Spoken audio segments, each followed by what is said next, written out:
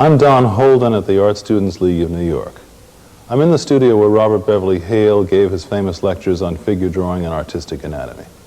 You're now going to see lecture number 3 on the leg.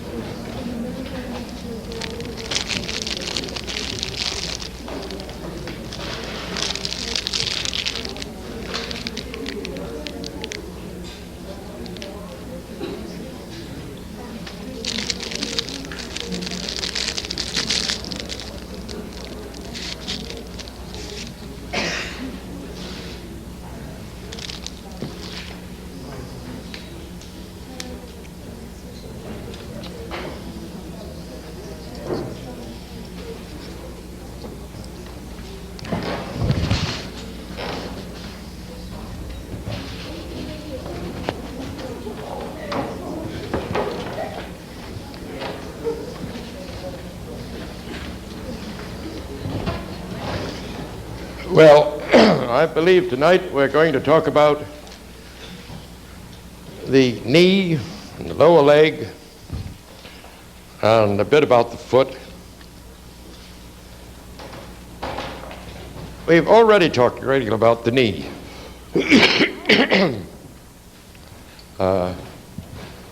Some of this water here.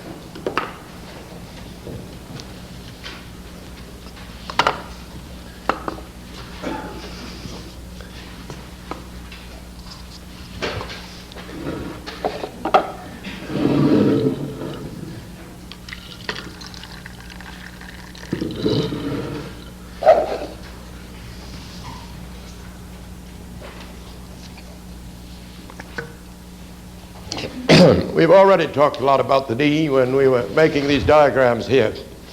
The knee is actually a good knowledge of the bones in here, with a knowledge of the function of the hamstring group and a function of the quadriceps group. You see, they both flow over, first the front and then the back of the knee. As I said last time, this thigh here has to have a little, an embellishment or so. And that complicates the knee very slightly, but a bit. There's this fact, and that is that when we rotate the lower leg, if it's straight, we rotate it as a whole. But if we bend the knee, we can bend the lower leg independently. Now, naturally, there must be something that does that. And of course there is. It's one of these forms is very large and very important to us. It's a form that no layman has ever heard of. It's this thing here. It's called the tensor of the fascia lata. Tensor muscle, artists call it. It's very important because it takes over some 6 or 7 inches of the outline in drawing on almost every pose. And I think that just points up that idea that we really can't draw a thing unless we know it exists, you see. And that's the great difference between a layman and an artist when it comes to the figure. The artist knows all the forms on the figure. He knows of their existence. He even knows of the tendon of tibialis anticus, things like that, you see. Actually, the tendon of tibialis anticus makes a form about as big as your nose, and every layman knows about noses, you know, but just these things with the queer words he doesn't pay much attention to. The tensor of the fascia lata. The tensor of the fascia lata, that means the wide fascia. It it comes off the pelvic crest here, about so far, about the point to the wide point. And in my book, it's a slim egg-shaped muscle that goes about to the bottom of the buttocks.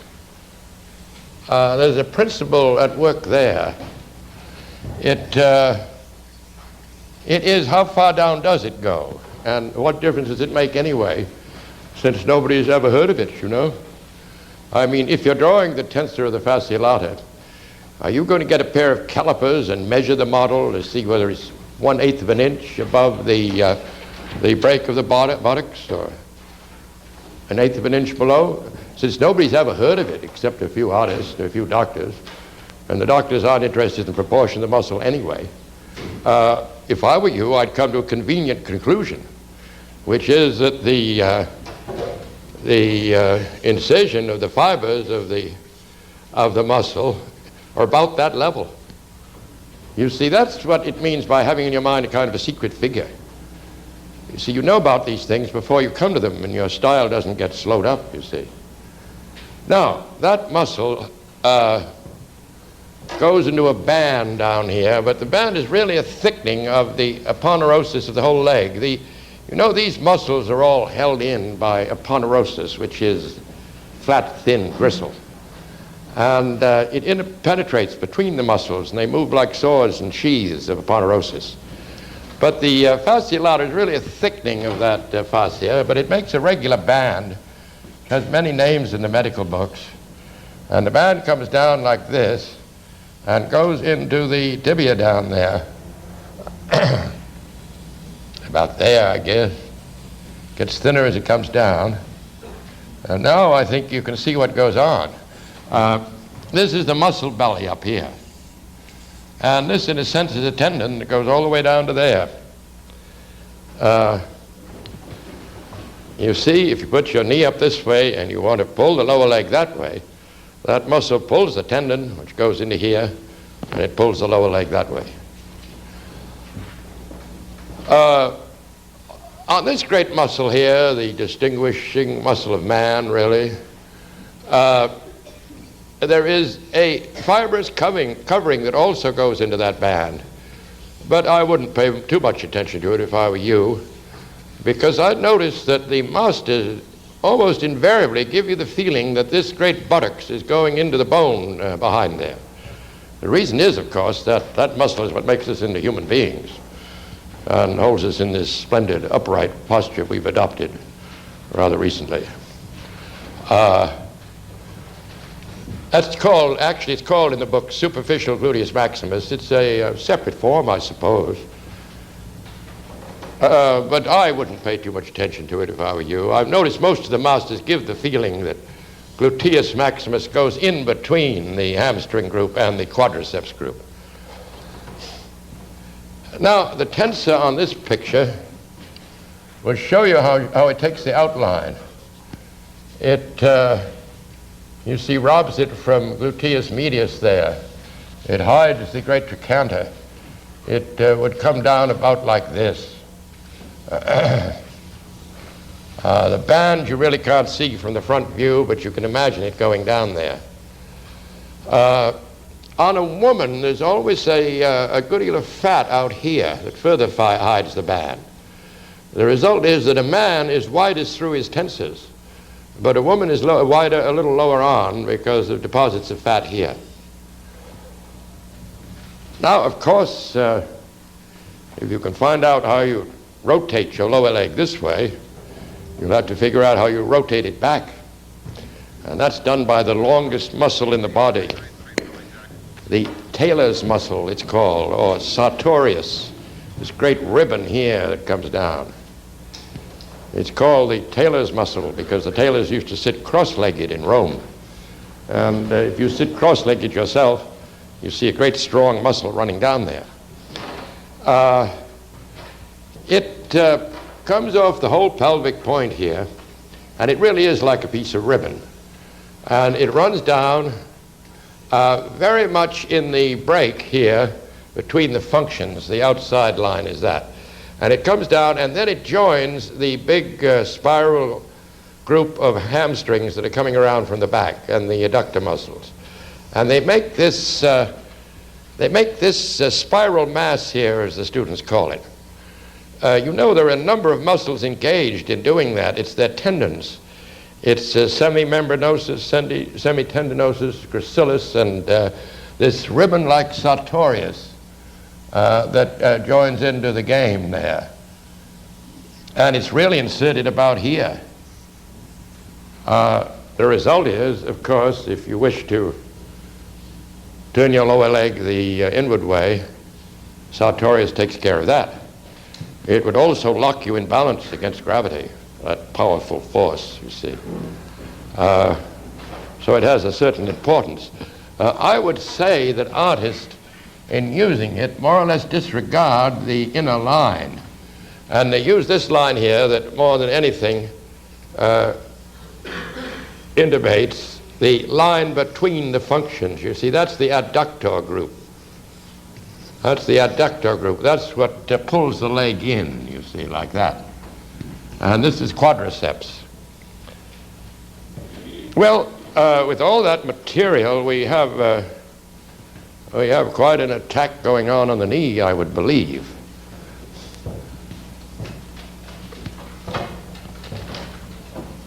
I guess I better take this quadriceps apart for you. Quadriceps means 4 heads, but the artists only bother with 3. The 4th head is a little hidden thing back here that you can study in the books if you wish. But this is the quadriceps group here. And it has on the outside here, on the outside of muscle that comes down, goes towards the patella. It's always directed towards the patella, the whole quadriceps. Let's take a look at the patella. You see, it's this thing. You see, what quadriceps does is to come down, take a hold of that, and straighten out your leg. That's the way you straighten out your leg, with the quadriceps group. And there are 3 muscles that artists notice that come down there. On the outside, we might put back the bone, feeling of it.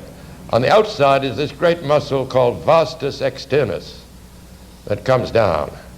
Now, on the bottom of the patella, and the patella in the beginning you could think of as a half sphere of bone, though slightly flattened, I would say. You can refine it if you wish. The patella has a strap, you see, that goes down to the kneeling point. That's called the lower patellar ligament. It's probably wise to keep in your mind where the bones are touching, the femur and the tibia. So you have the patella with a strap on the bottom, and then there's a upper patellar ligament that is shaped a good deal like this, and that sits, you see, on the top of the patella. That sits up there, and so you feel that form in there. You see it on strong men. And this muscle on the outside, vastus externus it's called, it grows over the bone a bit, and it goes into the upper patellar ligament. Now on the inside is an identical muscle called vastus internus. Well, not quite identical, but very much the same. That grows a little into the bone, and it comes down here, and that grows very low on the inside, following the rule that everything on the inside is very low, you see, and everything on the outside very high. Then covering these two, vastus internus and vastus externus,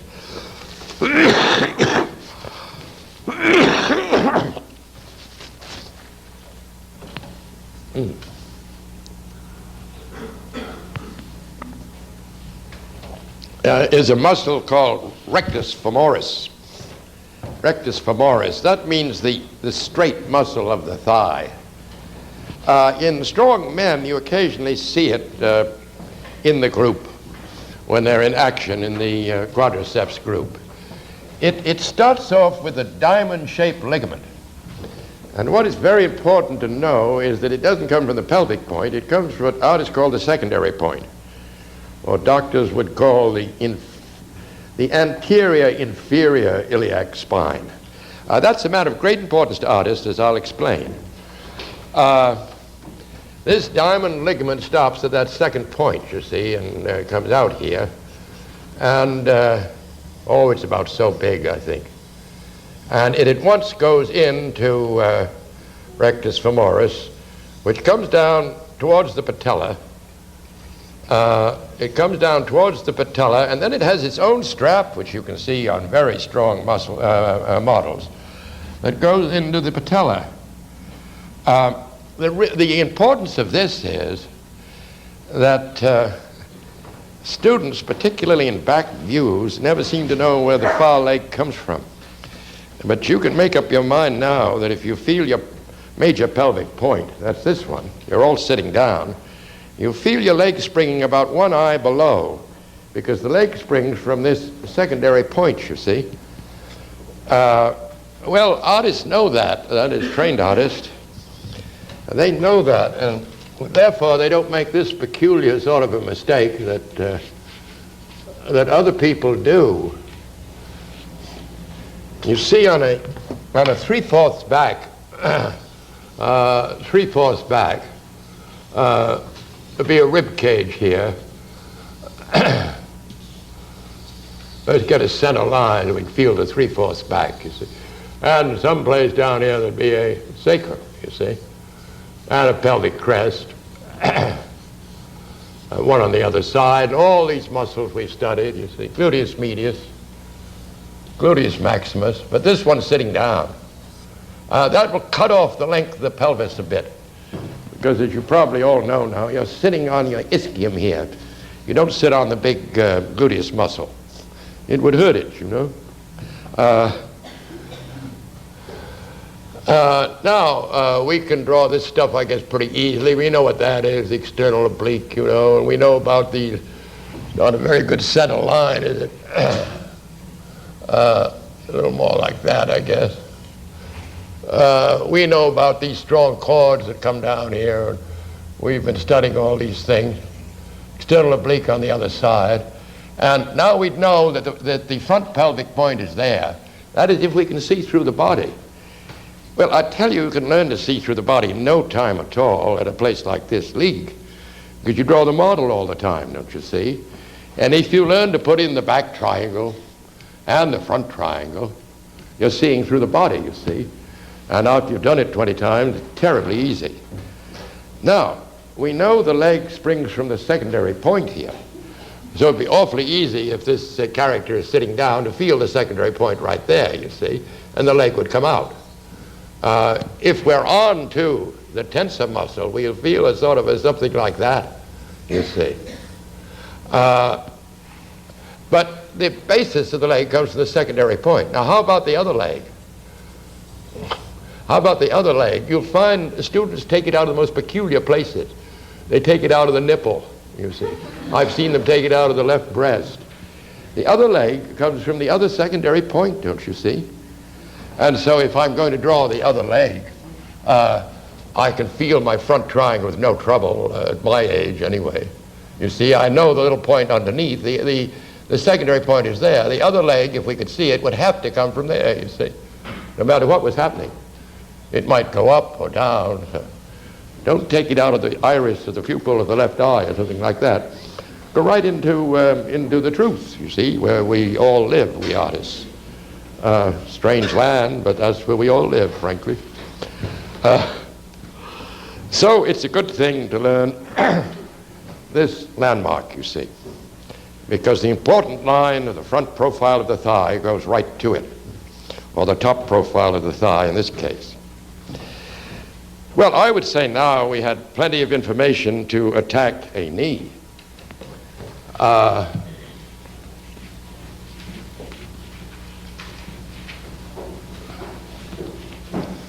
Let's try what are we drawing here? A left knee. The femur comes down at a slant, and goes into a something in the layman's mind, but for us, we know the shape. It's a spool, you know. It's the spool. And this looks out that way, and the other side looks out the other way.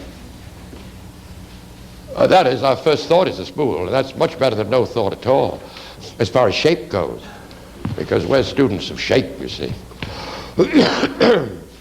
That sits on the platform of the bone below, but how can we draw it if we don't know the shape, you see?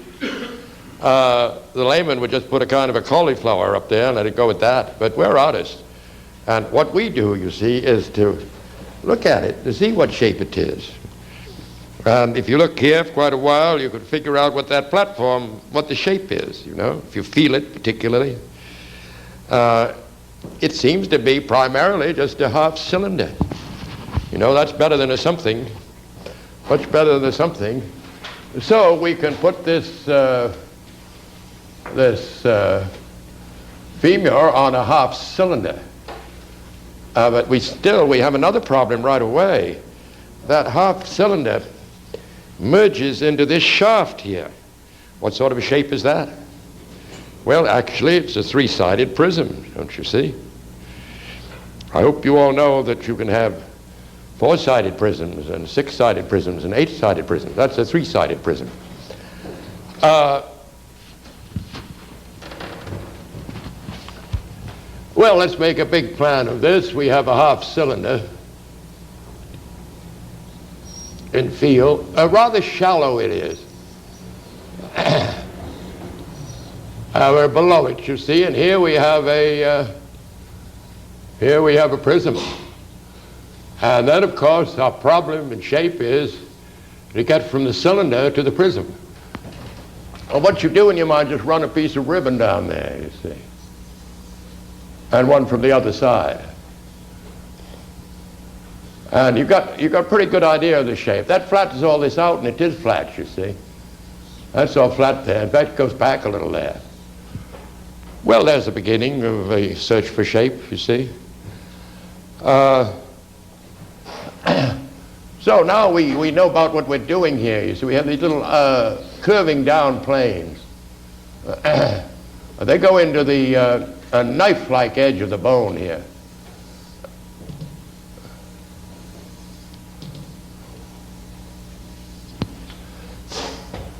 Well, we're after the knee. Let's first of all think of the influence of the hamstring group here.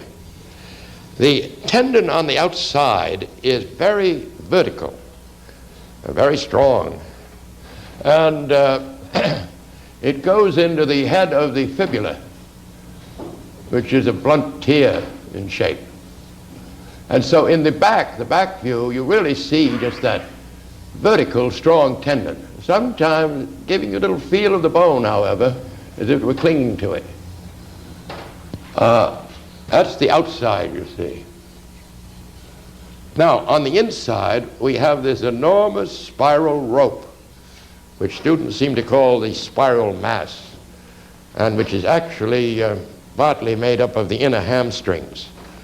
And so on the inside here, you feel a good piece of spiral rope coming around very low, you see, and going in about here.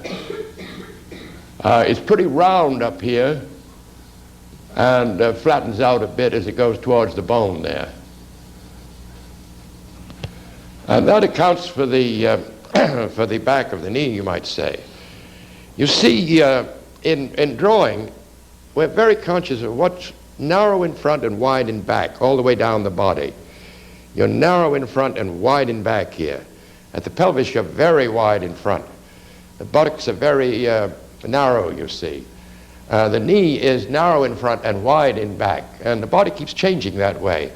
And one of the things we try to do with light and shade is to force that fact on our customers, or whatever you call them, our observers, our appreciators. So that's the back view of the knee. Now the front view, you can see pretty much, is the flowing of the quadriceps group over the knee. And we know a little about it now. We have a patella there, And the patella has a basic strap going to the bottom, the lower patellar ligament, and it has the upper patellar ligament, which is something like that. I don't think I can get up there and rub it out. You see, that's the upper patellar ligament. We darken it a bit. And into it go the three heads very clearly, the outer head, the inner head. This is something artists mark very much, is that slopping over of the inner head there. And over the two of them, rectus femoris sends this ligament, you see. So we've got quite a good deal of knee now, but we have to think of course, the iliotibial band. I've never noticed that its influence was very great in here, but you can follow it if you have a good eye over the shapes. Goes into a bump there. Sartorius we've already taken care of, because that goes around and goes into this spiral mass. Now, I wish that was all there was, but there's something more. That patella is a bone, and if you bent your knee the way it is, it would rub over the other bone, it would start friction. And that would mean when you walk, great sparks would come out of your knee, and that would be evolutionarily detrimental, don't you know? So that had to be taken care of. And what was done was this. The celestial engineers invented a water sac, which they put behind the patella. It's called the bursar. And it causes artists a lot of trouble. The bursar is a water sac back there behind the patella. And the trouble is with this bursar is you never can tell how full of fluid it's going to be.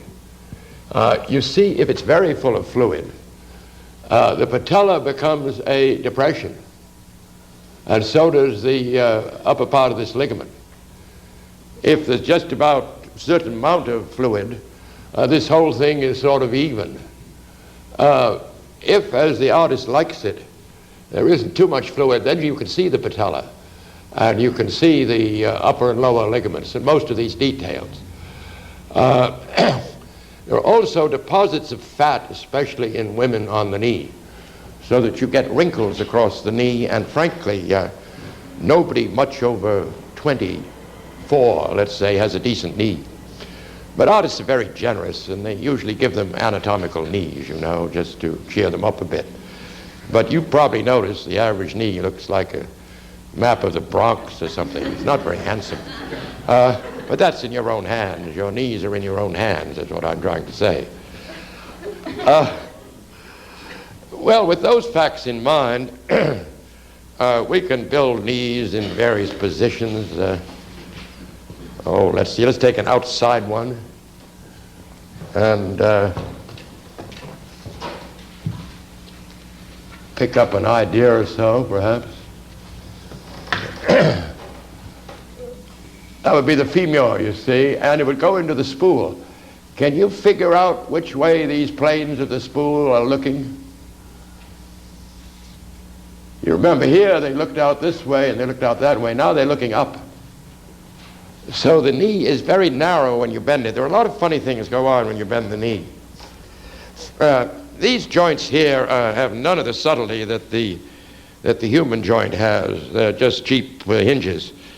But actually, when you bend the knee, this bone slides forward so that the whole thing squares up.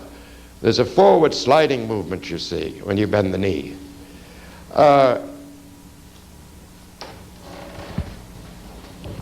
So when we put it on the platform of the bone below the tibia, it'd be a bit like this, I guess.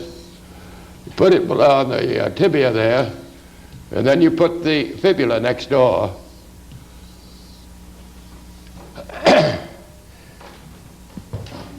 The patella, as you're all sitting down pretty much, you find is sitting about here. You have to say a little something about that. The position of the patella isn't as hard to get as you might think. One What you do is just to come to a decision as to how long that strap is. Probably about as long as I've drawn it. The strap is not elastic, you see, so that it never can go any higher than perhaps I have in the drawing. But it can go lower. And you can experiment yourself when you're standing. I could do it now. Pull up your patella and drop it, you see. Oh, it seems like a third of an inch there. I can move it. On a straight leg, any of you can put out your leg and move that patella. In fact, you can go to one of these expensive doctors of physical education, and he'll tell you that that's one of the few exercises you can do while you lie down. You pull your patella up and let it go back, you see. Strengthens up quadriceps, you see. So if you know a little about anatomy, you can find out about all these exercises that the gurus teach you and what muscles are being exercised, you see. Well, a lot of you have taken these terrible things at schools and things, maybe in the army. You know, they say, go this way. See, they're putting the obliques in action. Go this way, rectus abdominis. Figure it all out if you know your anatomy. Usually they don't know it, you'll find. Talk to your guru, you'll find he probably doesn't know any anatomy. It helps a little to do it. You can invent your own isometrics. You could get a thorough workout in about 12 seconds. Just talk to this guru, I'll tell you how. They're a little dangerous, though. A little dangerous. You might pull a muscle.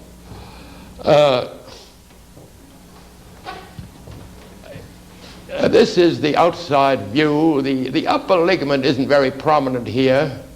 You feel on the outline there the vastus internus, and the thing cuts away a good deal like that. Underneath, you see, is the hamstring group down here.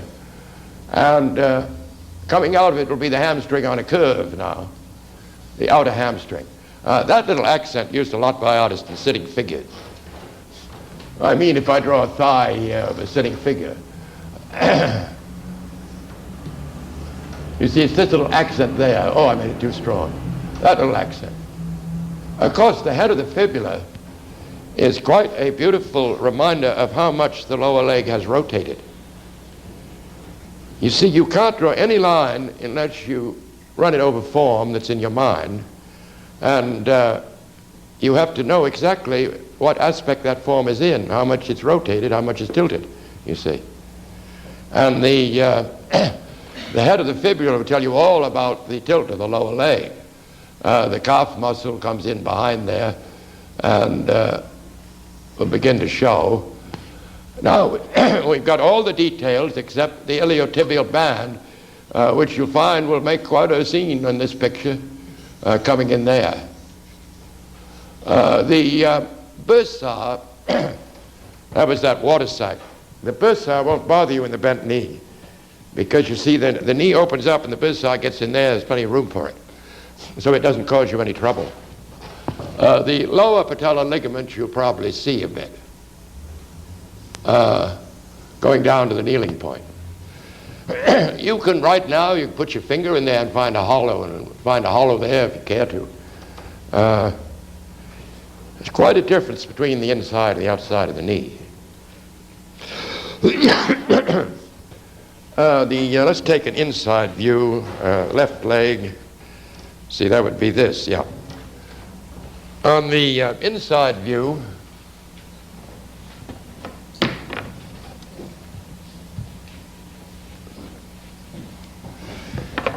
the bone comes along much the same, and the spool is very clear on the outside view, not very clear as we'll see on the inside view. The platform is underneath.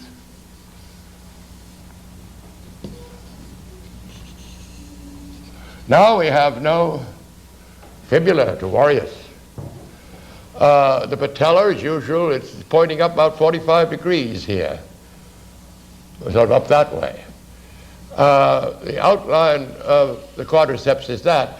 The great difference is this. On this view, and you can feel it on your knee, that's the outside, the whole side of that spool is visible, subcutaneous, just under the skin. On the inside view, if you feel the inside of your knee, you'll find it's very soft there. That's vastus internus, you see. That's this muscle here. Now, Now, of course, there isn't any other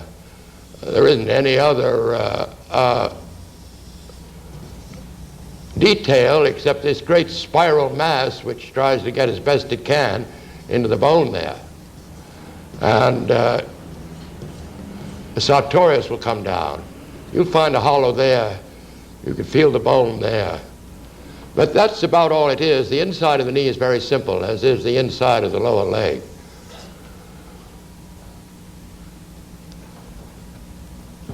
Well, the other details of the knee we'll take up when we start the lower leg, which we will immediately after a small recess. Thank you.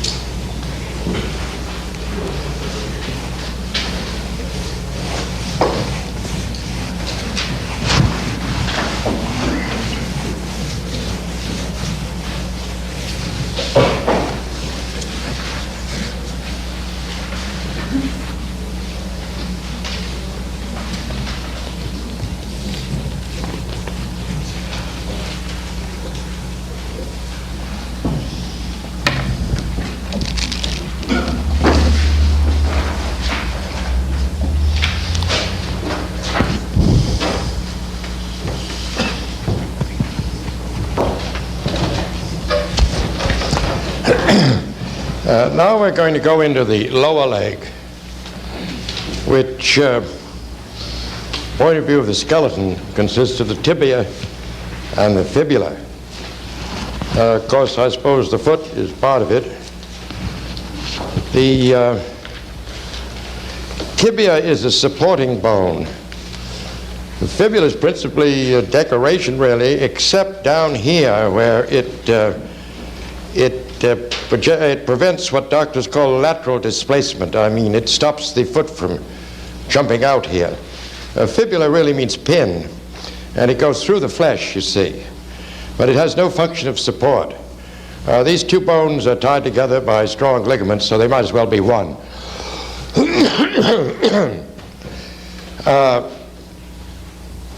We examined, I think, the front view of the tibia a good deal. We might get a touch below it so we can feel that half cylinder up there.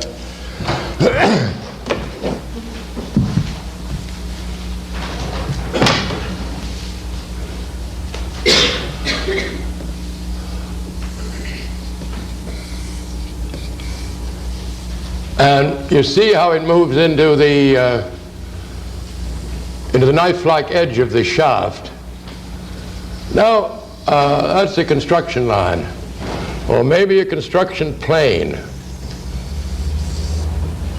It's built upon the principle that if you put your legs together like this, you'll find that the adductor masses touch, the spiral masses of the knee touch, the calves touch, the ankles touch, the heels touch, and the great toes touch.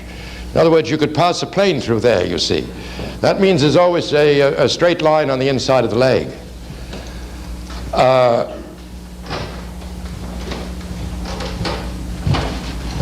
This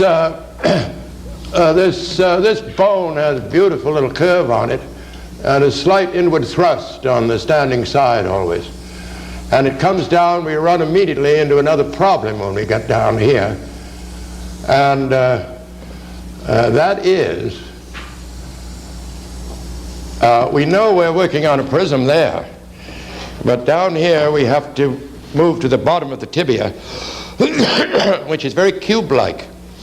So you have a problem down there of how you're going to move from a prism to a cube. You see, you have this problem.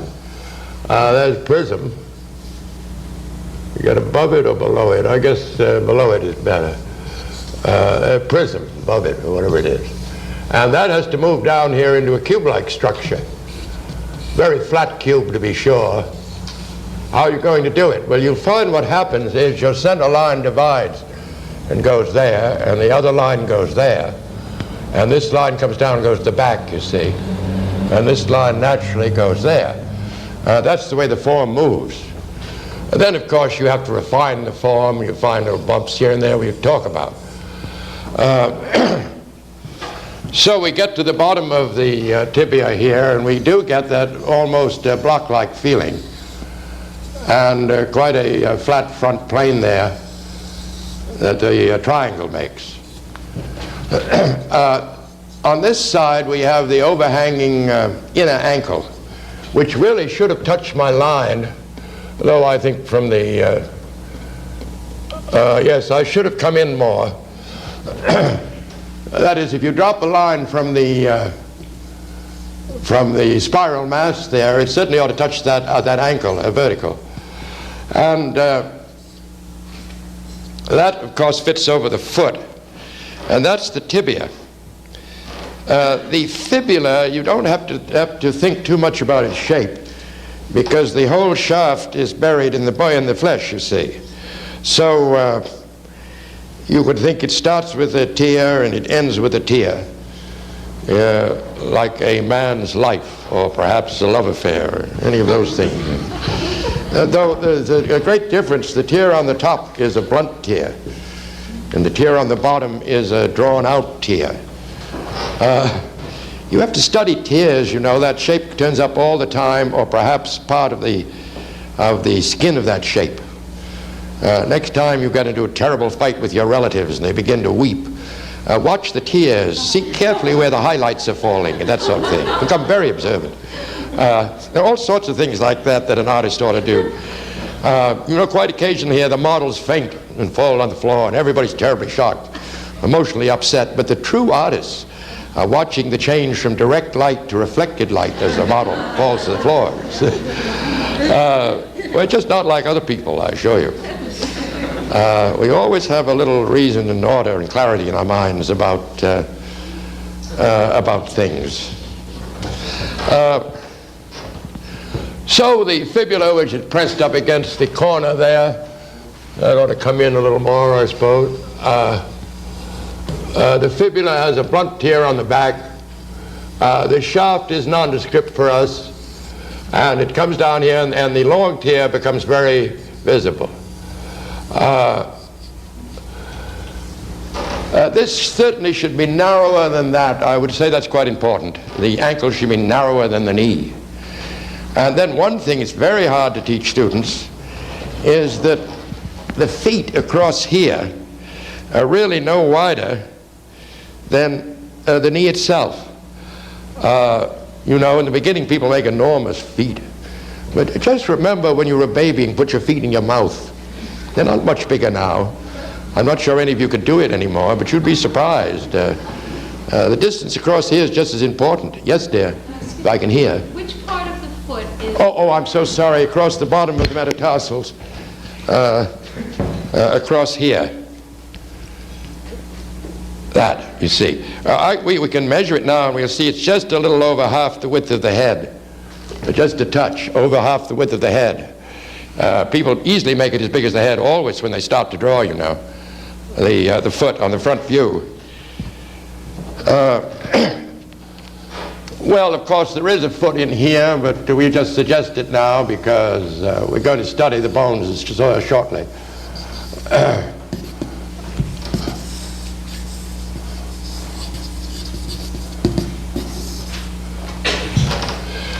Let's take a look at the outside view, because then we can get the whole function of the lower leg. This view here, we'll come down on that spool, and now we see something that I think we know anyway. It's much longer that way than it is this way. That sits on the platform of the bone below. There's a landmark. That's the kneeling point. There's then a very subtle S-curve here. And we get down to the ankle itself and cut in here and come down. The fibula is up against the back corner there, and it goes across this bone or athwart this bone like that, and lands between two bumps that hold it in place. You see, that bump and that bump. We get this long, drawn-out tear shape here. As I say, the shaft isn't very important. Now we can get the whole theory of the foot. Let's take away the fibula and look at the bottom of the tibia. It's like that, you see. And the whole weight of the body, you see, comes down on that bone, and it lands on the foot, which is built like an arch. The foot is really something like this, except it has a spool on the top that is mortised, fastened in there. A few toes out here for good luck. And that thing is pushed up under the fibula, under the tibia. You see, the feel of the arch. You see it much more on the inside view than on the outside, the arch. See, foot's that sort of a thing. And it's all one piece in our mind. And all you can really do of significance with the foot is to go up on your toes or up on your heels, you see. And that's what most of the flesh up here does. But there are other things you have to do, because you have to walk over uneven ground, you see. And you have to be able to invert the foot and evert it and rotate it a bit. And of course there have to be muscles up here that do that. And as you think about those muscles, they give you some feeling of the shape of the lower leg, you see. Of course, the most important one is the one that puts you up on your toes, you see, because that drives you ahead through life, and you can keep up with the Protestant ethic. I never understand that ethic very well, because people like Genghis Khan had it, you know, and Alexander the Great, all kinds of strange people, but that's what it's called in this country. It's reasonably mysterious. Somebody said it isn't, you hear people who make $1 million because they're driven by the Protestant ethic, but you can explain the $1 million, but it's awfully hard to explain the Protestant ethic. Well, where are we anyway? We're down here at the skeleton of a foot. There's a great artist's trick to get the length of a foot. That's the kneeling point. And you move from there halfway down, and you take that distance again and come out here, and you'll find your foot will end about there. Well, we'll go into the assorted bones that make up this foot next week, next time. But there are a lot of bones in there we talk about. Now, how do you go up on your toes? Let's draw a back view. It'll help us.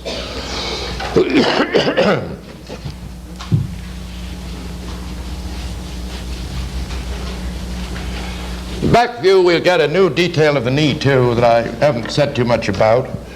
The see, it's the left leg. The femur comes down, and you find on the back of the femur a couple of little knobs. Now, the spool turns into two knobs at the back. They act actually, when the knee is bent, sort of like knuckles. And you'll find that on this platform, there's a place hollowed out for them. I think to prevent lateral movement more than anything. They show through on thin models. We've got the left knee here. We now see the back of the platform of the tibia, a little spike up in there, which is undercut here. And we just come down on the flat shaft. This is a little more exact. It's coming in a little more. And bone ends here. And of course that spool is in it. And if we think of the back of the foot now, we might just think of the heel bone as a cylinder for a moment and move off into the fog and see a little toe there. 2, 3. I guess it would be informative for later use to draw an inside view, which is about what you'd expect it would be.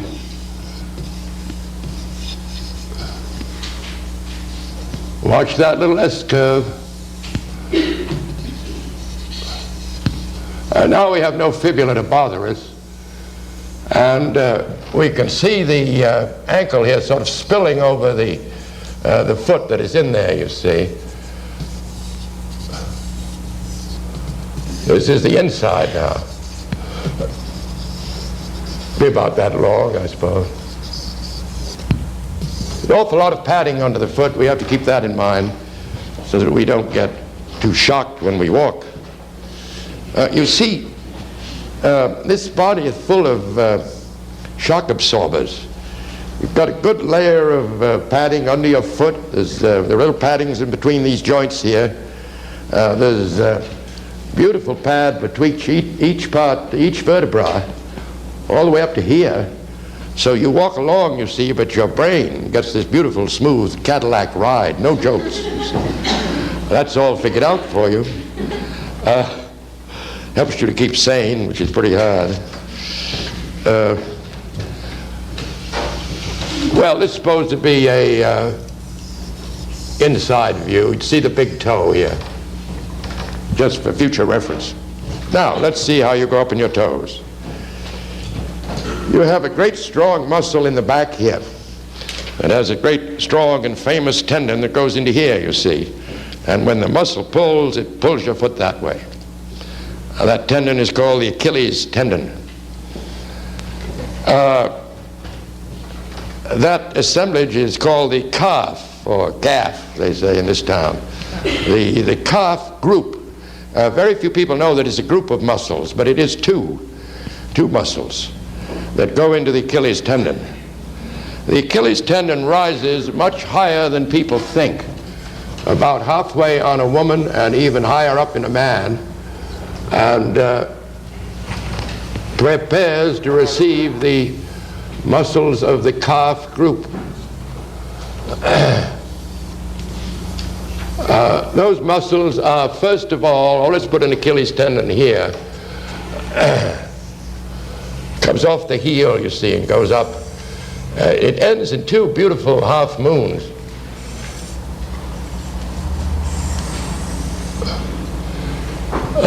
We haven't got any fibula here. We really ought to have one. There's the top, and it comes down.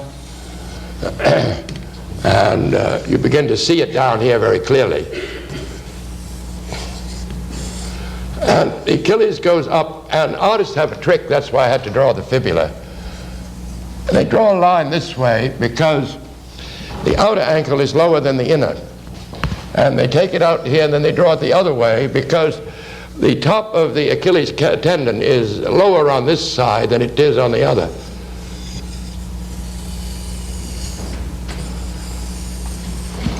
I hope everybody knows why it's called the Achilles tendon. If you don't know, just talk to the intellectual next to you and you'll certainly find out. It's a beautiful story, but we haven't time, is the trouble.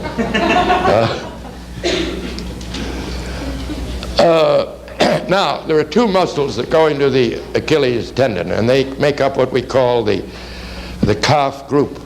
One is called the soleus. That means the soulfish muscle. That gives the leg beauty.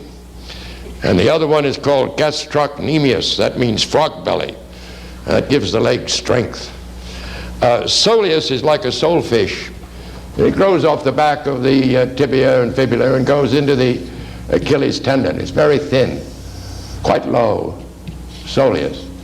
Here it would come out of here, you see, and go in about like that.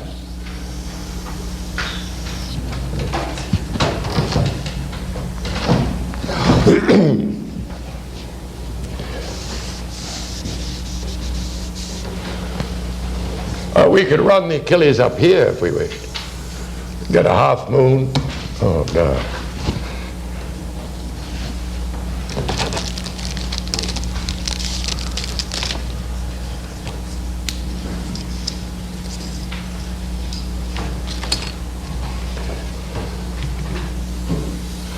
The Achilles is really one of the few concave contour lines on the body.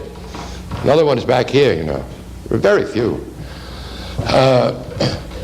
Now we can bring the soleus into that.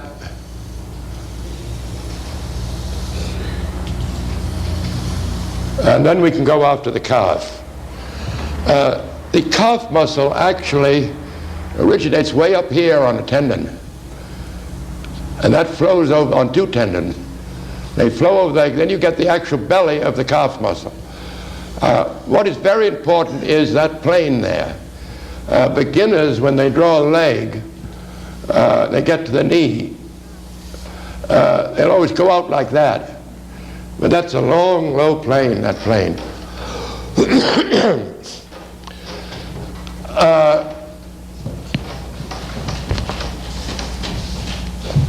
On here, we could see the two tendons coming off the top of these knobs. And they immediately move into the two bellies of the calf. And those bellies go down about as wide as the soleus. And they go into the Achilles tendon, you see. Here, of course, you just feel the ordinary movement. Long, low plane before you come in. Now, it's true that that's a group. So therefore, the line here between soleus and the calf itself, gastrocnemius, is never very clear. It's all one mass. That line wouldn't be very clear. What is terribly clear here is one of the most important lines between the function on the body. If we study this line carefully, we'll find the calf muscle, actually, the gastrocnemius, overlaps there, comes in like that. And then soleus takes hold. And then another muscle out is never studied that goes in under the foot. But you see, that line there is a very vivid line between the functions. Because, of course, this bone supports you, you see, but that's the tension member that pulls you up on your toes. And artists are very fond of that line and always use it.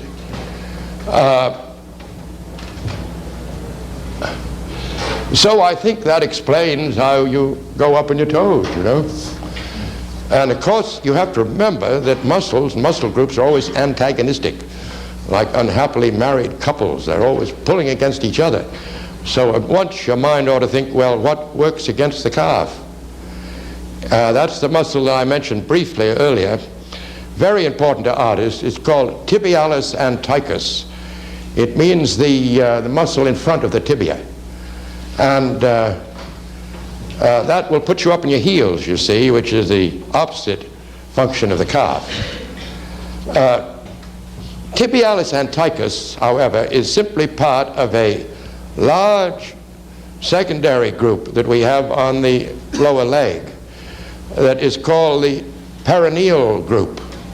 And it fills in, you see, this space here. It's a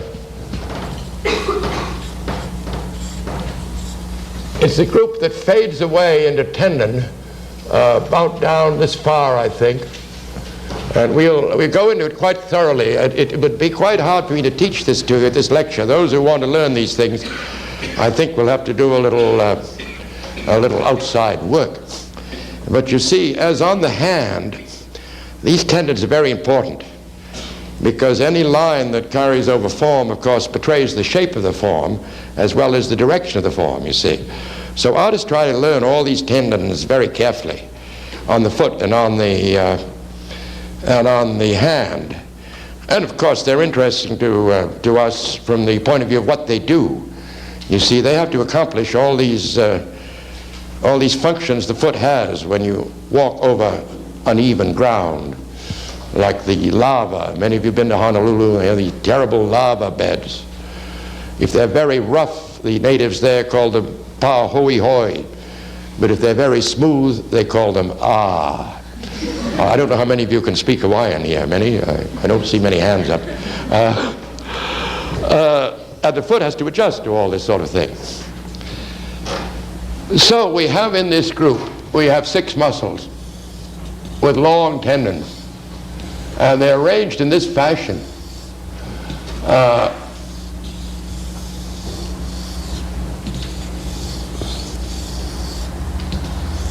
And they'll be in all the books if you care to go after them. That sort of business. They're all collected together, the bellies, and very few artists ever give you any distinction of these bellies except for the front one. That's the famous tibialis anticus. I think on this view particularly, the tendon comes down here. It seems to escape the binding of the ankle, and it goes to the very middle of the foot. You see, that's why I said it was as big as your nose. And you can see that it opposes the calf. It is, in a sense, a check tendon. You use it a lot when you go downhill or downstairs. It fights the whole force of gravity, you see, as you let yourself down. I ran into it in Paris years ago. I went to the top of the Eiffel Tower with a beautiful girl with red hair and violet eyes and all that sort of thing. And she said, "I bet you don't dare go down this tower on foot." I said, "Why, of course I do." And I started down this tower, and about halfway down I began to get terrible pain in the front of my leg. Of course I didn't know what it was. Of course I learned a different kind of anatomy afterwards. You see, I learned this anatomy. It was tibialis anticus kicking up, because it has to let you down as you take each step, you see. And so I got to the bottom of the tower, and I felt this terrible pain, and the girl was already there. She'd come down in the elevator. But you know, as they say, that was long ago and in another country, and besides, the wench is dead. So there. Well, this view, tibialis anticus just pokes forward just a bit. But the tendon, the artist tries to remember going all the way to the middle of the foot here. We'll see exactly where these tendons go, but we have to know the skeleton first, of course.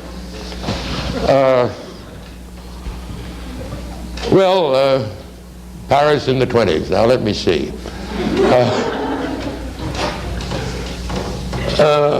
You see, what goes on here is this curious business. When you look at the front of the leg, you see the back. That you can see in that flayed figure there. You see the calf when you look at the front, you see. On this side, of course. You see here, you would see the calf muscle coming down. And then in here, tucked in here, would be the perineal mass, which would cover the fibula. And gradually it fades away about at this level. That's the perineal mass. And we took up tibialis anticus, which is the front muscle of the perineal mass. And its tendon would come down here and be very visible. The next muscle, that's tibialis anticus.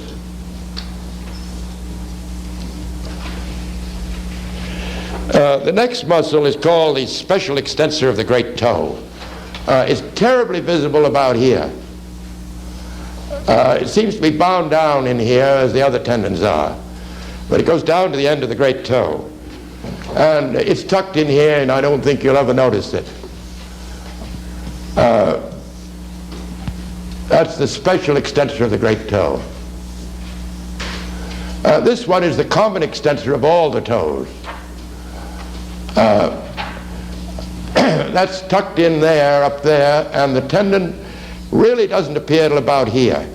And it sends a branch, you see, to the end of every toe, including the little toe. But I'll put them in green next time when we do the skeleton. You can see these tendons.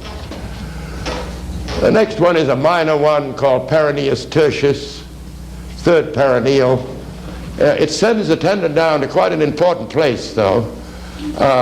On the outside of the foot is a great landmark for us. On the foot, on the hand, it is the It's this big bump here on the beginning of the metatarsal. And we have the same thing on the little finger. It's a guide point for artists. And that tendon goes into that and is often drawn, you see. Then we have these two others.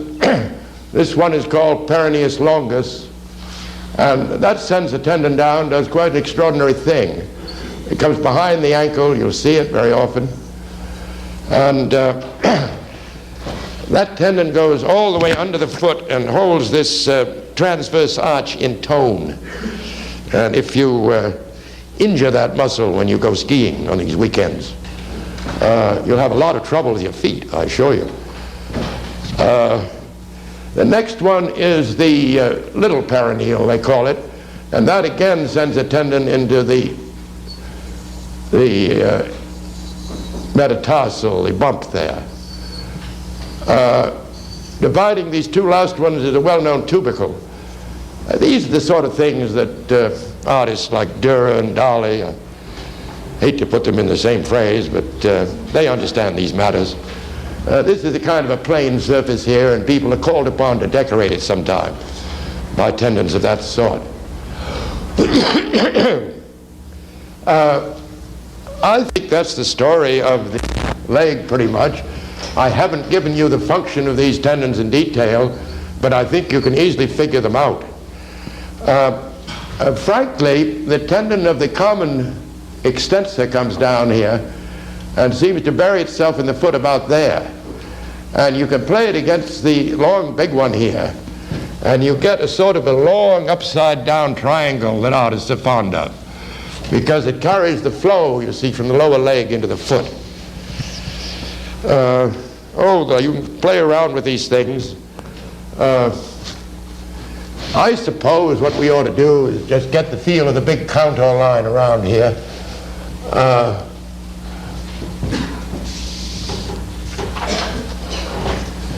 You see, you go over the calf and over the bone and around the perineal mass and around the back. You can make a cross-section out of that. It's one of the most informative in the body, you see, because it'll teach you how to shade. You see, if you want to learn to shade simple things like cylinders.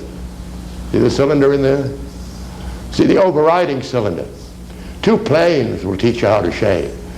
Find out what two lights do to two planes, and you can do illusionary shading.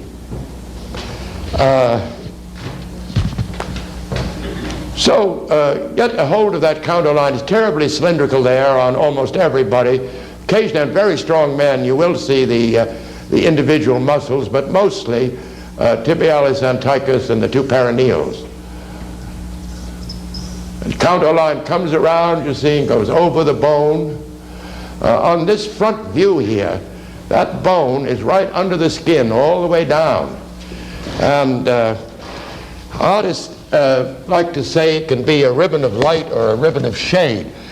You see, if the light comes from that side, of course, you can see the ribbon of light right on the bone. The bone is right under the skin. Then you'd move into shade quite rapidly as you left it. And you feel two very strong planes there. The knife edge of that tibia is really almost always the meeting of major light planes. Well, you go on with detail, but it's all in the books after all, for anybody who wants to find it. So I suppose we ought to talk about general matters. Perhaps we should talk about talent. You know, artists have to have talent. It doesn't matter so much in the other worlds, in the business world. You really don't have to have talent. Irving Berlin wrote a little something once. He said, "My uncle down in Texas can't even sign his name, can't even write his name. He signs his checks with X's, but they cash them just the same." But you know, we don't get off that easily. We have to have talent. And talent is a gift, you know. Talent is a gift. The religious people would say it was a gift from God, and the scientists would say it was a happy arrangement of genes, you see. But what I wanted to tell you was that you really have to accept your talent. Otherwise, you'll end up with the shrinks, which is a terrible thing. There are lots of people in this town who won't accept their talent, and they're very visibly disturbed. William Blake, who was the greatest combination of poet and artist that ever lived, you know, wrote a poem about this. And the poem goes, "Every night and every morn, some to misery are born. Every morn and every night, some are born to sweet delight." I have a feeling, since you've all had the fortuitous intuition to come to the Art Students League, you undoubtedly belong to the second group there. Thank you.